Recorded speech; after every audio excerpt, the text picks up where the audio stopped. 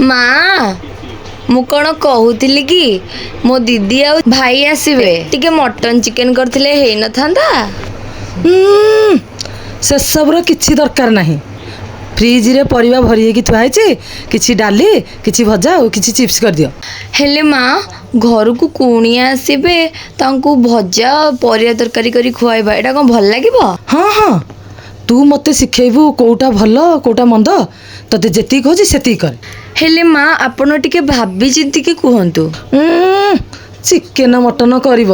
Chicken mutton rate ଯାହା ହେଲାଣି ତତେ ଯେତିକି କହୁଛି ସେତିକି କର। ପରିବା ଫ୍ରିଜରେ ଅଛି ସେସବୁ ନେଇକି ରୋଷେଇ କର। ହଉ ଠିକ ଅଛି ଯାହା ଆପଣଙ୍କର ଇଚ୍ଛା। ଭଉଣୀ କି ଖୁଆଇବ chicken mutton. A few moments later. अरे दीदी आसीगल हौ एठी माइली। हाँ हाँ हेला हेला आ माँ कुआडे गले? माँ बा एठी।